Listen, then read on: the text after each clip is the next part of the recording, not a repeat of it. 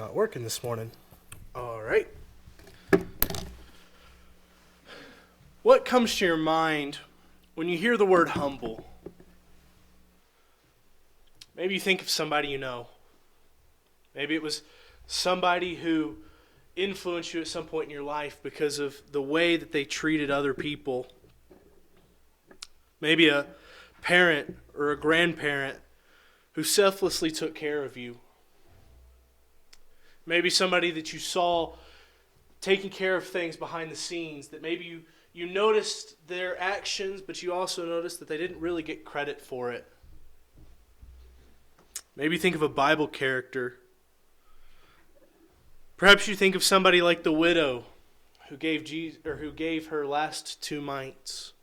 You know, the one that Jesus pointed out and said, truly this woman has given more than all of these others. Maybe you think of the woman that washed Jesus' feet. A woman that was so humbled by the realization of her sins that she wept. And those tears were enough that she washes Jesus' feet, drying it off with her own hair. Maybe you think of Jesus himself. Maybe you think of the humility of the Son of God who came to earth and died on the cross. You know, I'm reminded of a song I grew up singing as a child. In your hymn book here, it's number 867. The song is 2 simple lines that are repeated. Humble yourself in the sight of the Lord, and He will lift you up. You know, Jesus says something very similar in Luke chapter 14. And if you'll turn with me there, we'll spend most of our time in Luke chapter 14, and we'll look at a few other passages, but that's where our focus is going to be this morning. But in Luke chapter 14, verse 11, Jesus says, "For everyone who exalts himself will be humbled, but he who humbles himself will be exalted." Have you ever thought about what that means? You ever really thought about what it means to be humble? I think we have in our minds an idea of what humility is. At least we recognize it when we see it. But have we really taken the time to ask ourselves, what is the biblical definition of humility? What does that look like? Well, Jesus describes that in a parable that he tells in Luke chapter 14. So this morning I want us to look at this parable and to ask ourselves, what is biblical humility? And am I humble by that standard? Luke chapter 14, starting in verse 7. "And he," that is Jesus, "began speaking a parable to the invited guests, when he noticed how they had been picking out places of honor at the table, saying to them, 'When you are invited by someone to a wedding feast, do not take the place of honor, for someone more distinguished than you may have been invited by him. And he who invited you both will come and say to you, "Give your place to this man." And then in disgrace you proceed to occupy the last place. But when you are invited, go and recline at the last place, so that when the one who has invited you comes, he may say to you, "Friend, move up higher."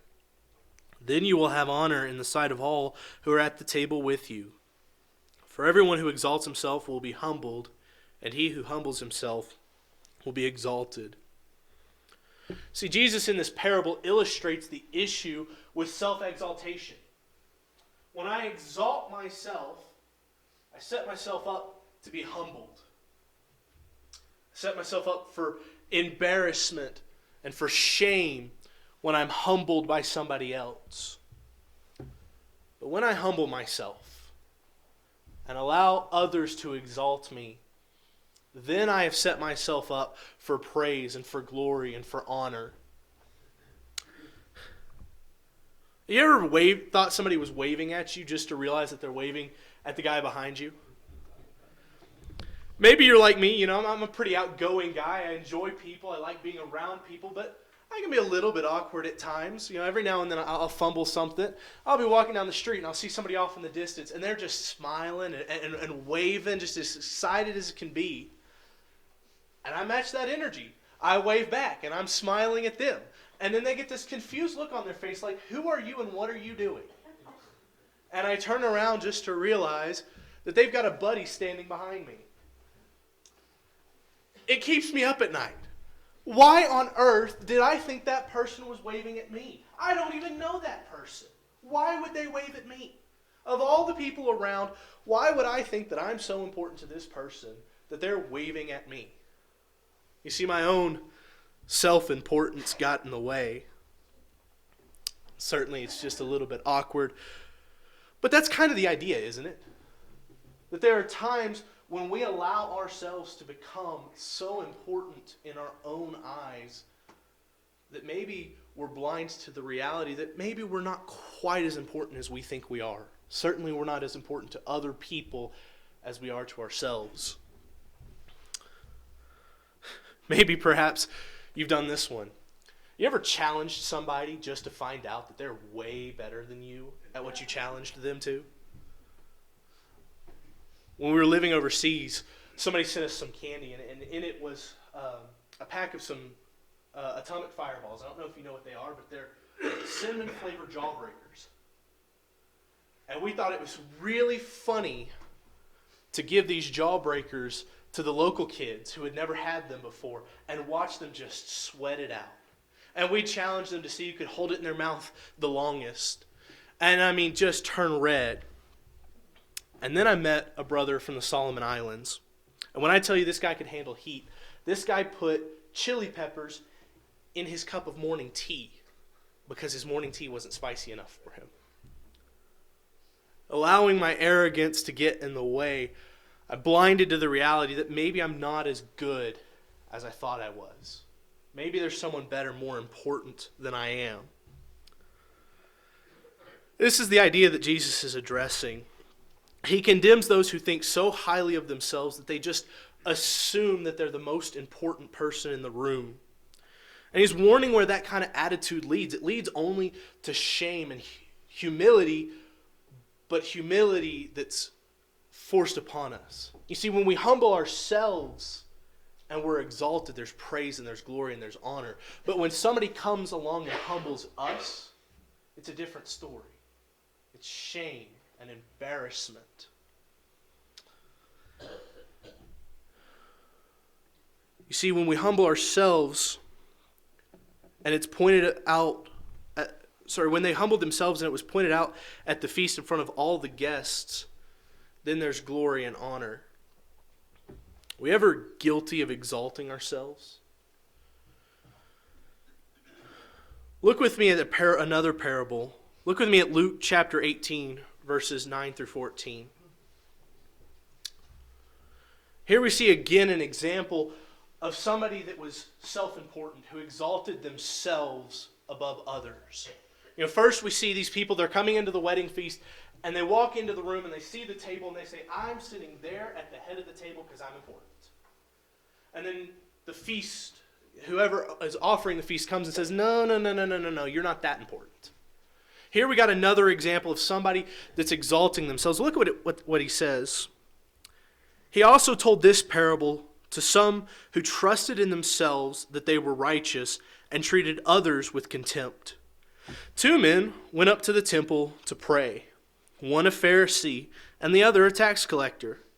The Pharisee, standing by himself, prayed thus, God, I thank you that I am not like these other men, extortioners, unjust, adulterers, or even this tax collector. I fast twice a week. I give tithes of all that I get. But the tax collector, standing far off, would not even lift his eyes to heaven, but beat his breast, saying, God be merciful to me, a sinner. I tell you that this man went down to his house justified rather than the other. For everyone who exalts himself will be humbled, but the one who humbles himself will be exalted. You see, the Pharisee has an inflated sense of self-worth and of righteousness. It's a mindset that says, I checked all the boxes. God, look at me. Look how great I am. I fast twice a week. I tithe of all that I get. Look at how great I am. Yeah, here's this tax collector. I'm so glad I'm not like him. But who's justified? Is it the Pharisee who checks all the boxes? Or is it the tax collector who pours himself out before God? You see, The tax collector in his arrogance makes Christianity, or actually Judaism, but for us, Christianity, he makes religion all about making sure that he's filling the boxes, that he's doing everything that a righteous person would do. And as long as he's doing everything a righteous person would do, he's more than willing to sit back and pat himself on the back and say, look at me. Look how good I am. The tax collector sees the truth. That it doesn't matter what I do. It doesn't matter how many boxes I check. At the end of the day, I'm a sinner. And I'm worthless without Christ. I'm indebted to him and in desperate need of his mercy. Certainly we can be guilty of exalting ourselves above others. I doubt it's in quite as direct of a way as is depicted here. But is it maybe easier for us to exalt ourselves above others in the way that we think, in the way that we prioritize? You know, the man is accused of trusting himself, trusting his own righteousness, and treating others with contempt. Are we ever guilty of trusting our own righteousness? Of looking at myself and saying, I've got it. You know, I'm doing good. I'm being faithful.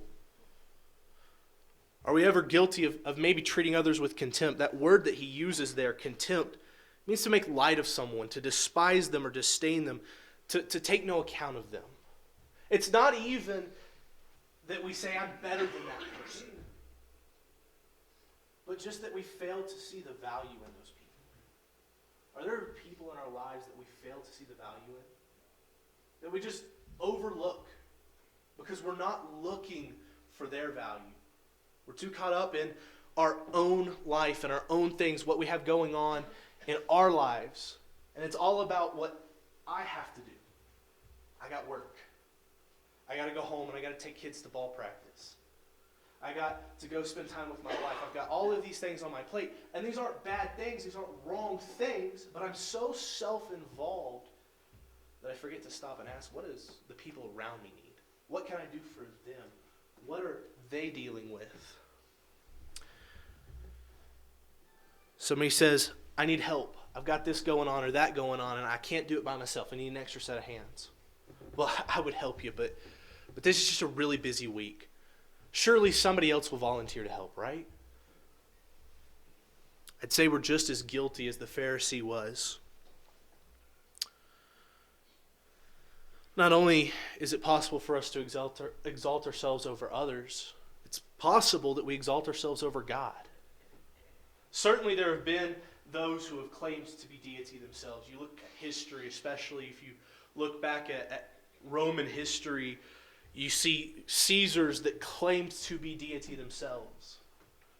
Not sure that that's quite as big of an issue in modern America. There aren't a whole lot of notable people going around claiming to be God in the flesh these days. But are we ever guilty of exalting ourselves above God in our own actions and our own priorities? Just as we can be guilty of exalting ourselves above others by prioritizing our needs above theirs, we can be equally guilty of exalting ourselves above God by placing our wants and our needs over God's expectations for us. When you're planning your week, does God get first dibs on your time? Is God the first person you consider?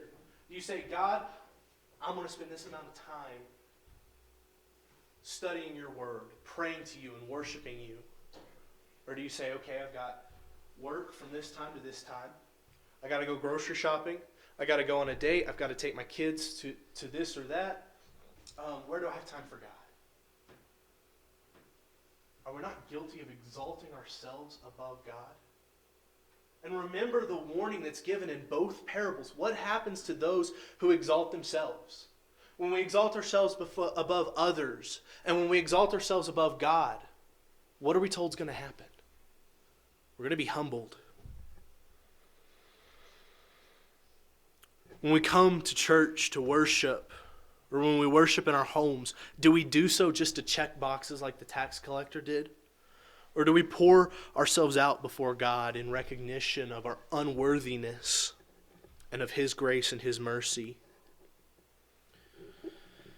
If we choose to exalt ourselves in this life, there will come a day when we hear Jesus say, "Depart from me, I never knew you. You're not as important as you think you are." But notice the other side of the coin. Well, those who exalt themselves will be humbled. He says those who humble themselves will be exalted. He instructs them in the parable saying, when you're invited to a wedding feast, sit at the low place and let others, let the host come and exalt you. Think about this in the context of everyday life. Humility goes a long way in personal advancement. Look around this room, I see many of you are married, and you're sitting here with your spouse.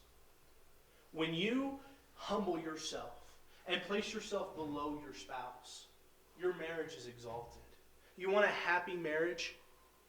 Stop asking, what can I get out of this? That's what can I put into it.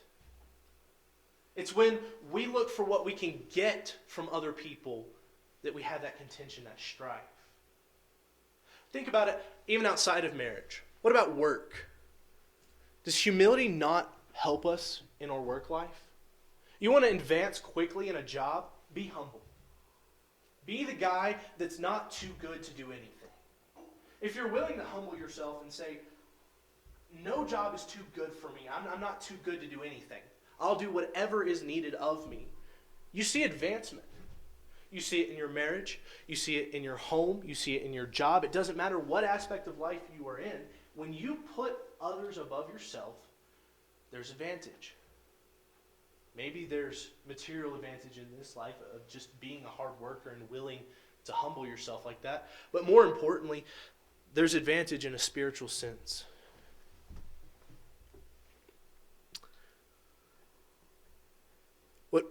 What far exceeds any earthly gain we might get from humility is the heavenly reward we're promised.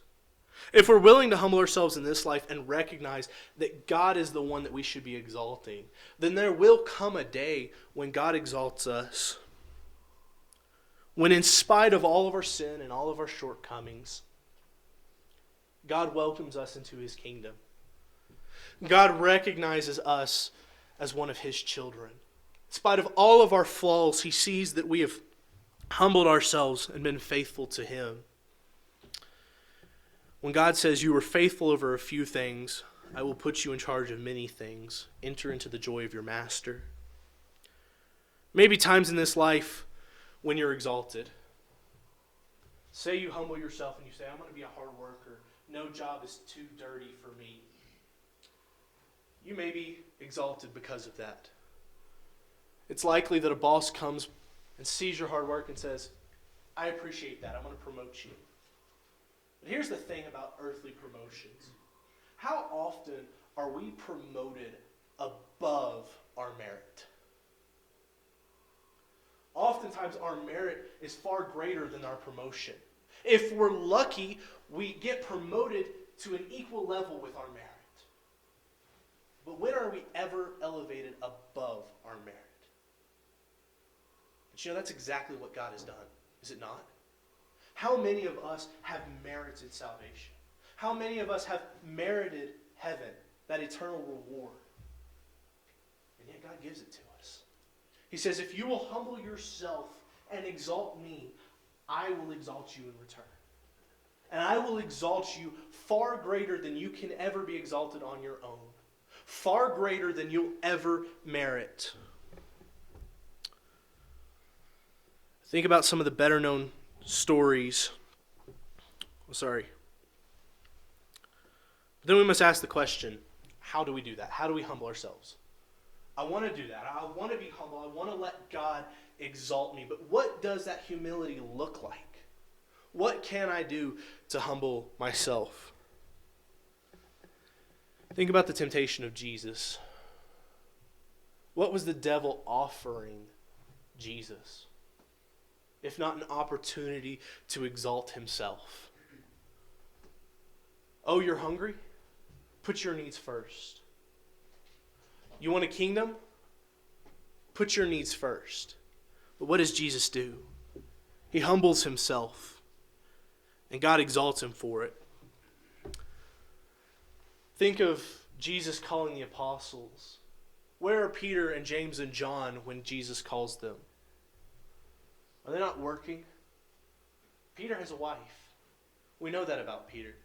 Peter has a family. He's got responsibilities to take care of. Could Peter not have said, I want to come, Jesus, but I've got this 9 to 5. I want to come, but I've got other things going on right now. Maybe come back when I turn 60 and I retire. But no, it's not what Peter does. He drops everything. When Jesus is offered things that would benefit him, he chooses to put God's wants above his own wants. When Peter is given an opportunity to follow Jesus, he lets go of his needs. Not just things he wants, things he needs. He needs to provide for his wife. But he lays that aside and he humbles himself and follows Jesus. What about when the 12 are sent out into the villages to preach the gospel? And Jesus tells them, don't take a staff. Don't take a money bag. Don't take an extra change of clothes. You just go and trust that I will provide for you. Is that not humility? Are we humble enough to maybe miss out on some wants and some needs because we're investing in heaven? We need to ask ourselves, what can I do today to be more humble and to exalt God more in my life? Up until this point, the focus of the parable has been humbling ourselves so that others will exalt us. But then we see a shift. In verses 12 through 14, there's a major shift in the focus of humility and exaltation. He says, and he went on to say to the one that had invited him, when you give a luncheon or a dinner, do not invite your friends or your brothers or your relatives or rich neighbors. Otherwise, they may also invite you in return, and that will be your repayment. But when you give a reception, invite the poor, the cripple, the lame, the blind, and you will be blessed, since they do not have the means to repay you, for you will be repaid at the resurrection of the righteous here. Focus is no longer on who we humble, or whether or not we humble or exalt ourselves. The focus is now shifted to who we humble and who we exalt. There's a temptation in life to exalt those who can exalt us in return. And we see this at a very early age. Who do we want to invite to our birthday party? As a kid, you want to invite the cool people, right? And the hope is, I invite you to my birthday party, and you're going to invite me to yours. And I know that your birthday party is going to be way cooler, because you're going to have a bigger piñata, and it's going to be more fun. And it starts at that early age, but then even into adulthood. Who do we hang out with? Do we not spend more time? Is there not at least a temptation to spend more time with people that we know will be advantageous to us? Maybe you've got friends who are in various fields of employment because you know that I can call on him for a favor. You ever hand out IOUs? We're exalting people we know can exalt us in return. We're giving, we're being humble in the sense that we're giving to others, but why? Is our motivation for that humility true humility, or is it looking for something in return? Jesus says, don't invite your friends, your brothers, your relatives. They can give you a reward. Invite those who can't. Not that it's a sin to exalt people of means, but the better return is for exalting those who have no means, the cripple, the blind, and the poor.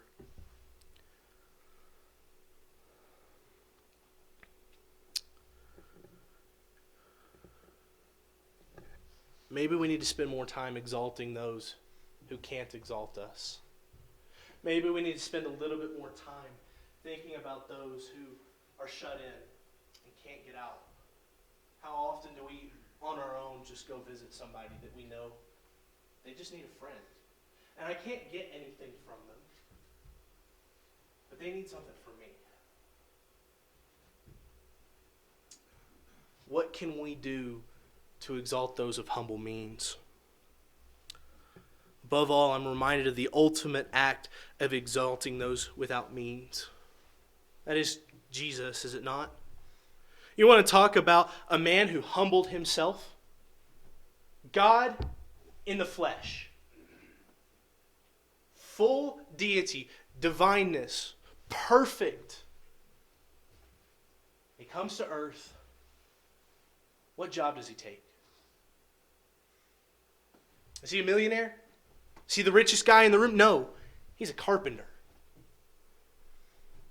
He has the ability to choose what family he's born into. What family does he choose? Is he born of the wife of Caesar? No, he's born of the wife of a carpenter. All-powerful God, and yet a willing sacrifice. A man with the ability to bring forth armies, legions of angels to his defense. And yet he silently goes to the cross. And why does he do it? Because he's humbled himself and he's exalted us, knowing full well that we'll never be able to repay the debt.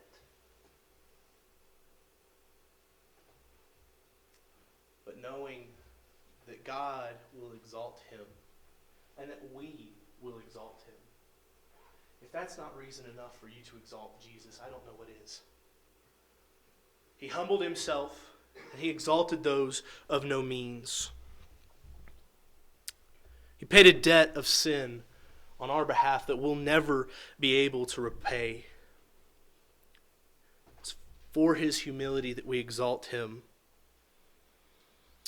So now the question is, are you ready to humble yourself? Are you willing to be humble in the sight of God? If this morning you decide that that's what you want to be humble, and that starts with baptism, with humbling yourself to the point of obedience, submission to that cross, and a life lived not in service of self, but in service of God. Maybe you've done that. It's possible that you've said, I'm willing, God. I want to be humble. I want to submit to you. But you come out of that water and you go back to daily life and you realize it's not easy. That's the great thing about forgiveness and the salvation that God has provided us with. You're repeatedly being offered an opportunity to humbly submit to God. Question for you today is, who are you going to exalt? God or yourself? If there's anything we can do to help you, please come as we stand and sing.